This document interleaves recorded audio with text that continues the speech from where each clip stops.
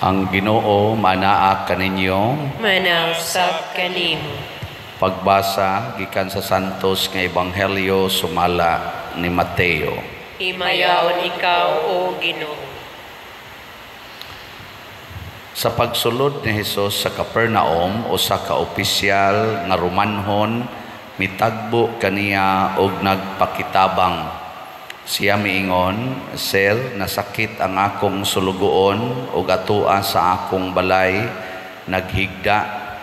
Dili siya makalihok ug nagantos pag-ayo. Si Jesus miingon, "Muadto ako ug ayuhon ko siya."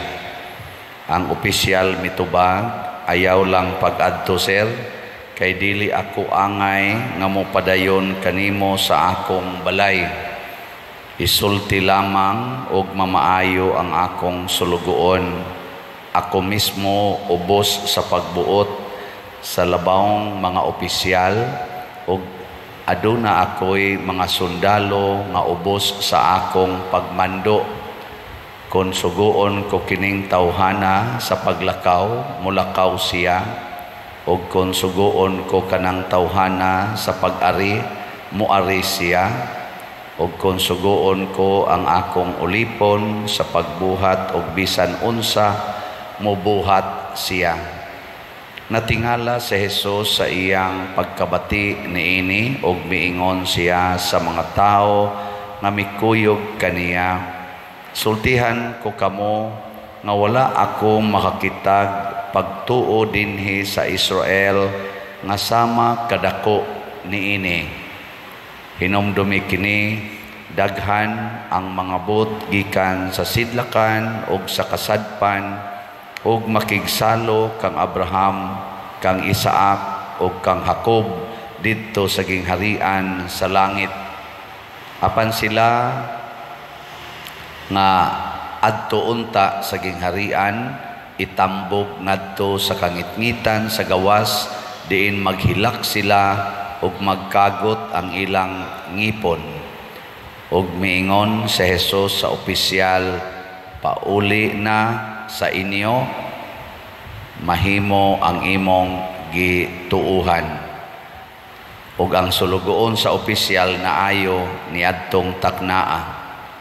Unya miadto si Jesus sa balay ni Pedro ug didto nakita niya ang ugangang babae ni Pedro nga naghigda nga gihilantan. Gihikap niya ang kamot sa masakiton o gihuwasan siya sa hilanat. Unya mibangon siya o misilbi kaniya. Sa pagkasaumsum na gidala sa mga tao ngadto kang Hesus ang daghang mga giyawaan. Gipagula ni Hesus ang daotang mga espiritu pinaagi sa pulong lamang o giayo niya ang tanang masakiton. Gihimo niya kini aron matuman ang giingon ni Propeta Isaías, "Siya gayod maoy nag-ayo sa atong mga balatian ug mga sakit." Ang Ebanghelyo sa Ginoo. Daigon ikaw, O Kristo.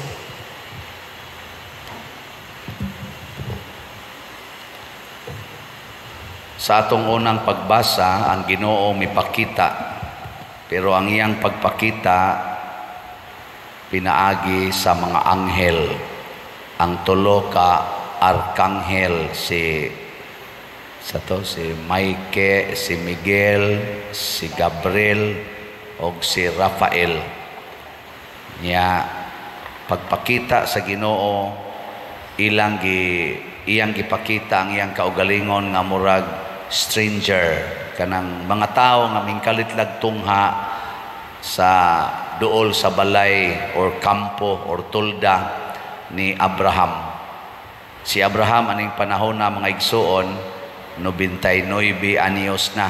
Si Sarah mga 7 years man ilang gap, mga 92, 91. Mura lang kog magkatawa ba nga sa ilang panahong Abraham lagsik pa man dining 99, no? Kay nidagan gud siya, nidagan sugat niya iyang gi si Sarah sad nga 90 na or 92, iya sa pagluto tug pan para andama ba paspas ba ang ilang lihok nga imagine na 99 o sawan sa inyong paminaw kanang 90 o 99 inyong tanaw makadagandagan pa na ni aga ni padong pamusay sinta magtinagsa na maganig tikang sa hagdanan no na liso day pero grasya gis Ginoo ngano man nganong lagsik pa man to sila sa Abraham ug si Sarah tungod kay ang Ginoo nagplano pa nga tumanon gid niya ang iyang saad nga makaanak sila nya ang maong saad matuman lamang kun ang pagtuo ni Abraham dili gyud mulubad kana bang lig-on gyud ba hangtod sa katapusan ang iyang pagtuo wa gyud doubt way pagduda tuo gid siya sa Ginoo mao to nga si Abraham iya man ginang pagtuo nga ang Ginoo nag-ingon at imana ginang mga nanginahanglan iya gyung gisilbihan ang maong mga anghel ug tungod kay na pamatud-an man sa tulo ka anghel nga ang pagtuo ni Abraham sa Ginoo labihang lig-una ug ang iyang pag-alagad sa iyang isigkatawo dalaygon kayo gipremyohan sa anghel ingon siya sunod tuig manganak na ng imong asawa nagkatawa god si Sarah god ingon siya tiguang na nako katiguang na sa kumbana unsaon pa namo pagpanganak sakpan pagi siya sa anghel ingon nganong katawa-katawa man ka diha di ka mutuo nga walay imposibles Ginoo mao na mga igsoon ang Ginoo gikan atong Abraham kanunay siyang mangita og pagtuo gikan sa tao una pa niya ihatag ang iyang tinuod gyud nga gahom mo nang pangutan ako no na imong tupad ingna unsa man ang imo lig-on pa nang imong pagtuo diha na kung pananglitan imong bana porting bisyosuha anyab sugarol malainom manmabay pagyud mutuo pa ka nga imo nang bana nga mao pa ginaigasas Ginoo nimo bana na nimo mutuo gani ka congratulations dunay panalangin nga magbaha padong sa imong kinabuhi matod pa sa atong tubag sa Salmo sa titong tubag ang Ginoo nahinumdum sa iyang kaluoy ang kaluoy sa Ginoo di ginasad mohupas pero iyang siguroon nga andam tang mudawat sa maong kaluoy mo na diri sa atong ebanghelyo sa dihang ang Ginoo nagpakatao na gyud dili na anghel ang nianhin nato mao na gyud si Kristo ang pulong nga nagpakatao ang iya gyapong gihimo naghatag siya mga gahom mga milagrosong gahom aron pag-ayo sa matag tao o paghatag og grasya pero mao gyapon gibasihan pagtuo kining senturyon o Romanhon nga opisyal nga mihapa sa tiilan ni Hesus ug mihangyo nga ang iyang ulipon imagine ang iyang sulugoon na sakit siya nga maong agalon maoy nagpakauwaw og nihapa sa tiilan ni Hesus aron ayuhon ang iyang sulugoon kana palang daan na-attract na si Hesus motong ningon si Hesus o sige muadto ko kay ako siyang ayuhon ang opisyal miingon na sad ayaw lang sir kay di mangyud ko takos nga mudawat nimo ngano man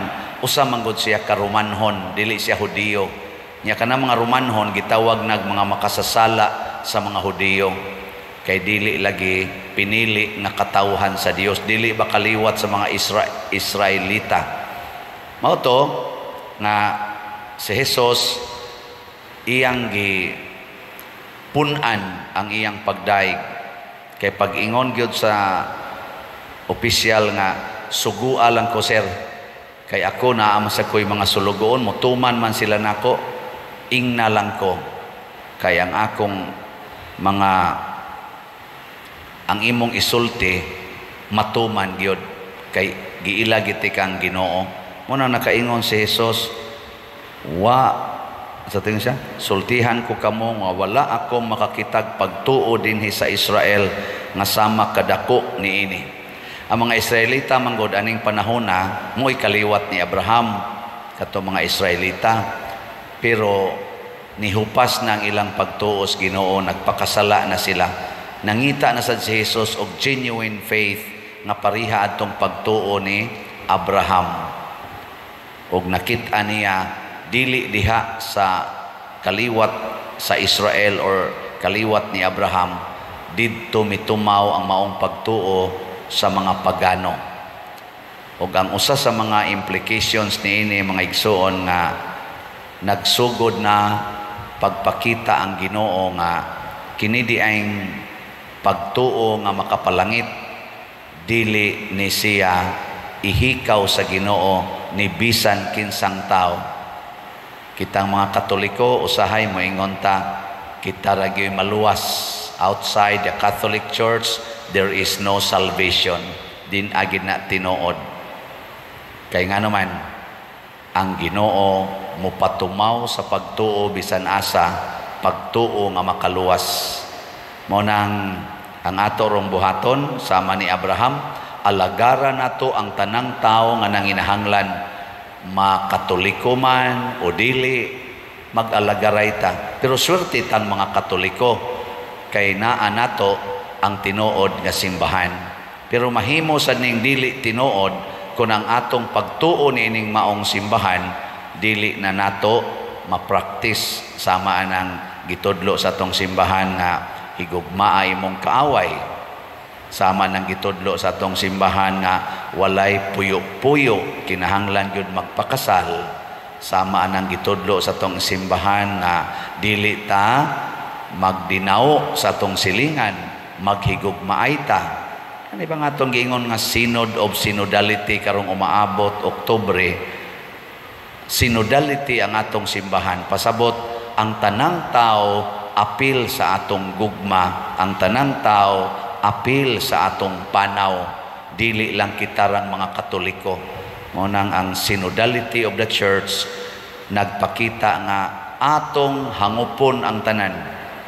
Mabitan ng dinhis atong parokya, sige tagtabang bisag unsa, bisag kinsa, di na ta mangutanag Katoliko baka ato gyung tabangan. Gani niya mga tayo gipapuyo dinhi nga foreigner nga wa pa man siya bunyag, di masa kuno siya pa magpabunyag, pero sigihan na tabang. May pagkabadlongon ra ba purya buyag niya. Kuansad ato lang yung giantos ana nga naman nagkinahanglan man nahimo mang homeless, ato na nirong giprocess ang iyang pagbalik ngadto sa iyang nasod.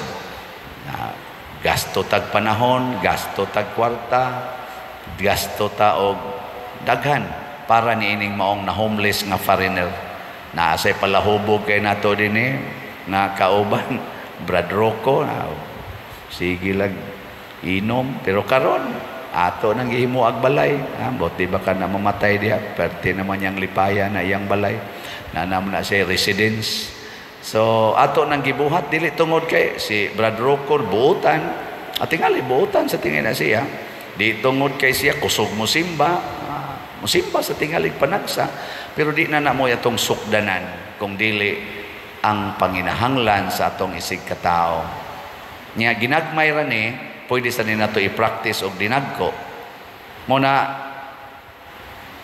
kitang mga Katoliko, adi pangutan-a sa na imong tupad, tinuod kang Katoliko na pangutan-a.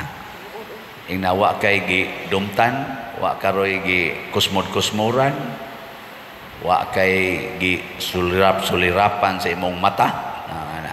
Ano bang musigrigit na taba kinsay atong tabangan nga napagitay mga Katoliko nga makaako paging mirisi gikabaan gigabaan na nako anang sige niya panglibak na cancer ng buang-buang dako. So nasunog ang balay akana ni Risi mo na gahaba na niya nako. Ayaw na ana ha. di na tinuod. Buangon ka. Ang tinuod okasyon na nga gibuhat o gitugot sa Ginoo aron ma-exercise nato ang atong gugma sa usag-usa. O na atong buhaton.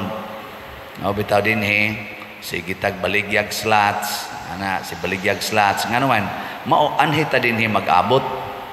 Matod pa tong nasugatan ako kausag gamotor singgit pader pagbalik niya ingon siya pader protestante ko pader ko anjud ko pastor gyud ko protestante nako niya dol-dol ka nako ingon siya lingaw kay ko nimo pader sige jud kog follow nimo din alang ko ta maghisgot ana magsigit tag lalis-lalis pader basta ganahan ikaw nang imong kuan nako niya nipalit kag slot isa palit sa ko pader nako yahaya isa ko anya mi pader manganha niya minimo dami sa mong kauban nako o kana nindot na ana bang ngano mo di ta ka smile lalis kita nagkinsay tinuod nato nga nagsunod sa Ginoo la Ginoo na lay mohukom ana. Ang importante parihata gugma, parihata og pagampo, parihata giila nga Ginoo. Kung kinsa may tinuod atong simbahan, kanang inyo tinuod ba ng simbahan o kining amo basta ako siguro ko sa ako nga tinuod ni bahala na nang imo diha. Ang ako lang basta magkahigugmaay ta, di ta mag-away. Amo na ang atong slot usa ni siya kapaagi nga mag-abot ta dinhi. So salamat sa namalit og slot ha labi na gis mga dili Katoliko. So as of yesterday ang atong halin sa atong slots ning abot sa SBF DAG ni abot na og 29,859 ka slots. Oh pakpak. Haya ani. Ang ato na lang nahibilin 46,141 ka slots. Ato ning paspasan tag 500 na ni per slot. Mamalit lang taan ni kada simana mga sunod buwan na urot na ni niya gahapon man kutob ang akong kuan katong 19 slot challenge nga akong ipon. So as of yesterday pero basig napatay maihap ani ugma pa ni akong final aning counting yun. As of yesterday nakahalin na taog nakadawat na taog 19 slot challenge nga 190 ka 19 slot challenge. Pagpaklasahan minaw nako madayon man tingit akong giingon nga paabutan na lang sa nag 200 ay gikan man ni 60 nadugay 120 nadugay 160 karon 190 na stilag mo abot ning 200 perting lipaya. So ugma na to na mahibawan kasi mapunan pa nagnapo ka 19 slot challenge. Kining tanan mga igsoon ato ning gibuhat tungod sa atong gugma sa Dios ug nahitabo sa ni nga gipanghikap ang ato mga kasing-kasing sa Ginoo tungod kay mituo ta niya. Unsa may sunod mga panalangin gikan sa Ginoo bunga sa iyang kaluoy. Way sukod nga panalangin. So inaot unta ato ning madawat nga ato lang buhaton magsige lang gitag pangalagad sa usag-usa.